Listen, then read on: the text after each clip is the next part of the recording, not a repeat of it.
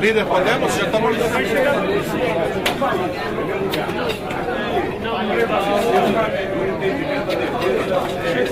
Quilhão, hein? A gente tem que matar hoje. Rapaz, até descabelado. Pra nós, pra nós. Bom, acaba de ser aprovado na Comissão Mista de Orçamento o PLN4, o Projeto de Lei do Congresso Nacional, que libera quase 250 bilhões de reais para que o governo possa cumprir vários compromissos, especialmente na área social. Portanto, a Joyce Hasselmann, do PSL, é a responsável por costurar o acordo, que possibilitou que a votação fosse em si muito rápida. Tivemos um período aqui de debate, mas a votação em si foi simbólica, muito rápida, sem ninguém colocar contra. Diga pra gente quais são os principais pontos desse acordo. Nós construímos um acordo não só com a oposição, mas também com a base do governo, os partidos de centro, porque são assuntos que dizem respeito a todos e que, de uma certa forma, mexiam com todas as bancadas, que é a Minha Casa Minha Vida, a questão da educação e também o descontingenciamento do valor das bolsas, né, do Ministério da Ciência e Tecnologia. Então, nós conseguimos esse acordo para que houvesse esse incremento, essa liberação de 1 bilhão no programa Minha Casa Minha Vida, para que obras sejam retomadas e outras não parem, né? Também a transposição do Rio São Francisco, que são 550 milhões, e o custeio garantido das universidades, uma estimativa também de 1 bilhão para custeio.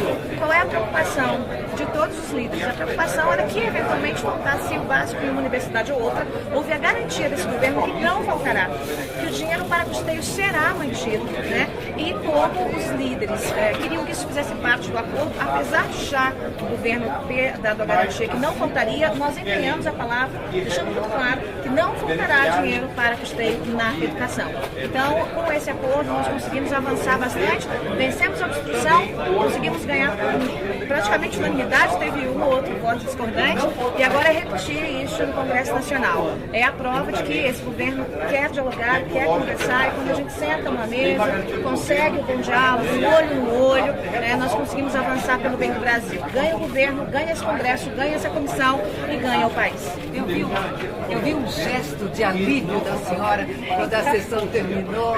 A senhora, depois até o líder, o deputado Orlando, foi lá, deu um beijo na senhora. Foi uma batalha, né? Teve que fazer um bate-rápido até o Planalto. Não, foi uma batalha e uma construção, porque o tempo era curto, né? Então, quando você luta contra o tempo, a eficiência nos processos de conversa, né, de articulação tem que ser muito maior. Então, entre nós conversarmos e construirmos um alinhamento com esses membros aqui da CMO, né, os meus colegas, e o governo, por óbvio, né, eu só empenho a palavra naquilo que nós podemos cumprir. Havia um tempo curto, um pequeno tempo, mas a gente conseguiu, deu tudo certo, todos saímos daqui tranquilos, né, todos elogiados, com esse acordo costurado, e realmente agora é para respirar um pouco mais aliviado. Todos nós estamos muito preocupados, todos que eu digo, não é só o governo não, tá? Todos, a oposição, os partidos de centro, com os benefícios sociais. Já imaginou se na semana que vem não tivesse dinheiro para pagar o PPC?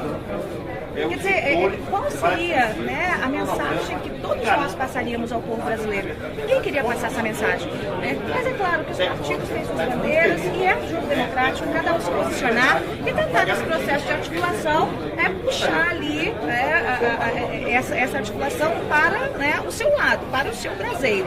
Agora, quando se trata de educação, e de moradia para os mais pobres, não há divergência. Então o governo cedeu naquilo que podia. Fez conta, estica e puxa, então o acordo está feito e vamos em frente. Mas o que é essa votação? O acordo procedimental também chama a atenção, porque no momento da oposição havia anunciado a obstrução em todas as votações. Como isso é possível e principalmente o que isso sinaliza para daqui para frente em relação ao governo e à oposição? Foi possível com o diálogo, né? Eu fiz questão de conversar com os líderes da oposição, da minoria, com os parlamentares também que compõem a CMO. O presidente da comissão, Marcelo Castro, nos ajudou muito, e o Hugo Rocha também. E eles entenderam que o momento é muito sensível e que a gente está tratando aqui de vidas, né, de pessoas que dependem desses benefícios. Veja, o Plano Safra não foi lançado ainda porque há uma expectativa da aprovação. Nós temos que aprovar hoje no Congresso o lançamento do Plano Safra. Então aqui a gente está tratando de vidas, né? E justamente quando é um tema como esse, a gente consegue a sensibilidade de todos os partidos. A questão ideológica fica de fora nesse Tem caso. compromisso do governo para atender essas reivindicações da liberação dessas verbas? O compromisso é de retomada imediata do programa Minha Casa Minha Vida, nesse valor que foi acordado, vai ser feito uma portaria. Imediata que eu digo, uma portaria num prazo de 48 horas, ainda essa semana, né? E em relação à educação, é uma questão gradual, porque é custeio, né? Então, conforme há o custo da manutenção das universidades, o governo vai liberando. Não é um valor liberado numa canetada. E a mesma coisa na questão da transposição de São Francisco, é no decorrer das obras. Agora, líder, para minha conta aqui, só na liberação imediata dá aproximadamente 3 mil, alguma coisa, 3.200. É isso mesmo, e esse dinheiro sai dos 248? Não. Uma coisa não tem nada a ver com a outra. E o valor não é esse. Né? Nós temos um bi para questão Minha Casa Minha Vida. Esse um bi para educação é escalonado, porque ele é mês a mês, é conforme o custo vai batendo, né? E na questão da transposição de São Francisco são 550 milhões, mas também conforme o andamento das obras. Né? Eu espero que a gente consiga, né, ter aí, consigamos ter um volume maior de investimentos, logo de arrecadação, e a gente não fique aqui contando, né, puxando o cobertor de um lado para o outro para esticar o orçamento. Agora, líder, o que essa votação sinaliza para a votação da reforma da Previdência? Esse acordo, o governo cedeu de um lado, o que a gente dá para apontar daqui para frente? Isso sinaliza uma discussão maior do governo ceder mais na aprovação da reforma? Não, o que aconteceu aqui dá um único sinal. Com o diálogo a gente consegue tudo. Então, na nova Previdência, o caminho é exatamente o mesmo. É dialogar com os líderes, com os parlamentares individualmente, com os presidentes de comissões, com o presidente da Câmara, com o presidente do Senado. Então, é o diálogo. Com o diálogo, nós vamos conseguir vencer qualquer pedra no meio do caminho. E eu creio que hoje essa comissão deu uma ampla demonstração que nós conseguimos, sim, votar e aprovar temas polêmicos. Hoje teve uma reunião importante envolvendo os governadores, né, e o tema reforma da Previdência. Os governadores têm alguns pontos que eles querem que fique muito claro ali, que eles não concordam, para que eventualmente tragam votos do Norte e Nordeste, e nós estamos pedindo para que todos também coloquem a digital, que os governadores deem aí a tranquilidade aos seus parlamentares, para que eles possam votar sabendo que o governador está pedindo, sabendo que os governadores estão dizendo, olha, nós precisamos da reforma, porque o medo é que haja um desgaste, justamente por um discurso que foi vendido, que não é um discurso real. Mas eu acho que a prova hoje é que com um bom diálogo a gente constrói. Vamos construir uma nação dialogando nesse combate. Na sua opinião, as ocorrências aí relacionadas ao Moro podem atrapalhar essa caminhada, esse projeto? Não, eu creio que não. O Moro deve vir na CCJ do Senado. Também vamos construir para que ele esteja aqui na CCJ da Câmara, converse com os parlamentares, tire qualquer dúvida, fale com as pessoas, abra também esse entendimento, esse diálogo. Eu acho que não vai ter, a gente não pode misturar as coisas aqui. Se há qualquer dúvida em relação a qualquer questão envolvendo o Ministério do Moro, ele vem até o parlamento e conversa com os parlamentares, não há problema nenhum. Quando será no Senado? Ele se comprometeu? Eu estou articulando isso. Mas seria atender uma convocação ou espontaneamente? Não, espontaneamente. Porque ele já almoçou com os parlamentares hoje? Espontaneamente. Então está negociando uma data. Cara, professora infantil não aguenta. 60 anos, nenhuma professora aguenta. Nos olhos. Dá uma olhada na revista. 60 anos, nenhuma professora aguenta. Por favor. A gente está trabalhando com carinho. Pelo Congresso, Por favor. A senhora é mulher, nós temos o climatério, nós somos afetadas. O hormônio, o magistério da educação infantil é no chão. Se é pesado para os demais trabalhadores, o magistério não aguenta. A gente precisa que seja considerado. Vamos ouvir também a oposição, que 60 anos, nenhuma professora aguenta. A gente quer que o Congresso Nacional ouça. Da Comissão Mista de Orçamento, deputado Nelson Pellegrino, do PT da Bahia. O senhor é o coordenador da bancada do PT aqui dentro da Comissão Mista de Orçamento. Como foi possível esse acordo, que é, no caso do PT, principalmente procedimental, porque não facilitou muito a votação, mas também no mérito. E o que ele sinaliza agora, líder? Olha, desde o primeiro momento, nós deixamos bem claro que o PT e a oposição era e tem responsabilidade com o país, tem responsabilidade com o pagamento do BPC, do Bolsa Família, do recurso para o Plano Safra, dos recursos para a agricultura familiar. mas tão preocupados com a solução de continuidade do pagamento desses benefícios e desses investimentos na agricultura, nós estávamos preocupados também com o funcionamento das universidades. As universidades e os institutos federais de educação tecnológica tinham um risco de parar agora a partir de julho. Como também o programa Minha Casa Minha Vida estava parado, com empresas, inclusive, que estavam construindo essas obras com risco de falência, por falta de pagamento. O governo também contingenciou recursos para a ciência e tecnologia, para bolsas de estudo. As pesquisas importantes do Brasil estavam ameaçadas de paralisação. Como também denunciamos desde o primeiro momento que está faltando medicamento nos postos de saúde. Então nós dissemos para o governo, topamos votar o PLN 4, topamos fazer um acordo desde que o governo também garanta que terá recursos para as universidades, e o governo garantiu que vai descontingenciar já R$1 bilhão. Esse recurso garante o funcionamento até agosto do custeio das universidades, dos IFETs, mas também temos a garantia da deputada Joyce Hasselmann e do governo que não faltará recurso para o custeio até o final do ano. E vamos ter uma reunião com o ministro da Educação para discutir, fechar, amarrar esse acordo com os reitores, certo? Também temos a garantia de que vamos ter uma audiência com o ministro da Educação, da Saúde, para discutir com ele como é que vai regularizar a oferta de medicamentos nos postos de saúde, e também a garantia do governo da liberação de R$1 bilhão para a retomada do programa Minha Casa Minha Vida e mais algo em torno de 350 bilhões para a pesquisa, ciência e tecnologia, além de que nós também vamos ter recursos de 550 bilhões para a retomada das obras da transposição do Rio São Francisco para a Defesa Civil. Então a oposição fica muito feliz que conseguiu, no âmbito dessa discussão da votação do PLN 4, fazer com que esses recursos fundamentais para a educação, para a saúde, para a ciência e tecnologia, para medicamentos e para a transposição do Nordeste pudessem ser assegurados. O que esse acordo sinaliza para futuras negociações envolvendo governo e oposição, especialmente a reforma da Previdência, e especialmente diante do anúncio que a oposição fez, que as oposições fizeram de obstruir as demais votações em relação, depois da divulgação das conversas que envolviam o ministro Moro? Olha, a oposição ela tratou esse assunto da CMO e do PLN 4 de uma forma. Em relação ao anúncio da obstrução em outras matérias, até que seja questionada essa questão do Ministério Moro, é uma coisa que os líderes estão encaminhando. O que nós deixamos claro aqui hoje na Comissão Mista de Orçamento é que a oposição não quer atrapalhar o Brasil, a oposição, pelo contrário, ela quer ajudar o Brasil. O que nós temos de divergência com o governo é com os rumos que ele está dando. Então hoje nós assignamos recursos para Minha Casa Minha Vida, vai ter emprego, porque a construção civil é o setor que mais responde rapidamente quando você incentiva. Se você vai fazer obras de transposição, você também vai levar água para a população desses estados do Nordeste, você vai ter geração de emprego também.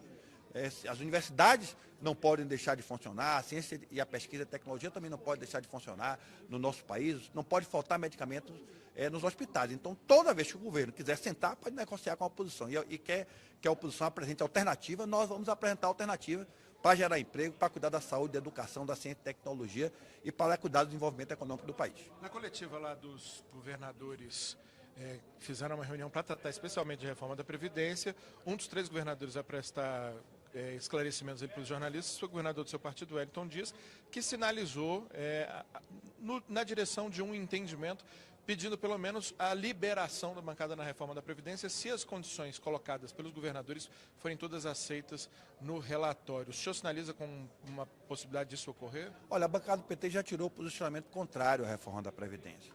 E é preciso que a gente entenda que tem 2 momentos. Uma coisa é o regime geral, que é o INSS.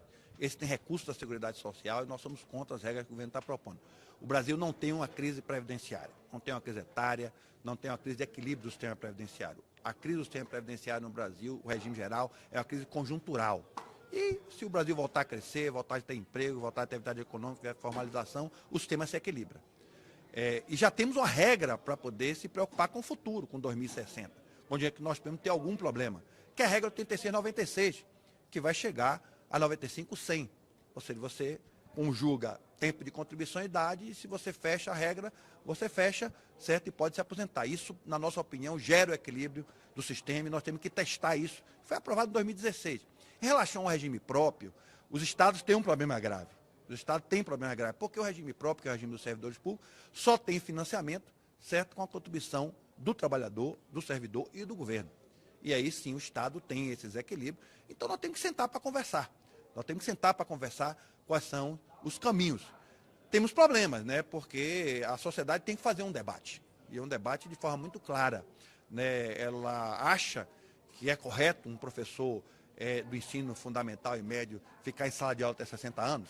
Esse é um debate que a sociedade tem que fazer. Um dos pontos colocados lá, inclusive, pelos governadores foi baixar esse valor para 55 anos no caso das mulheres. Pois é, a sociedade vai ter que fazer essa discussão. Se a sociedade achar que tem que ser 50 ou 55, ela vai ter que dar aos governadores a fonte de financiamento para isso. Porque os governadores não têm.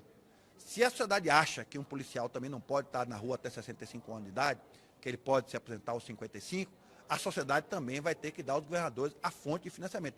Porque eu volto a dizer, o Constituinte de 88 ele foi muito sábio.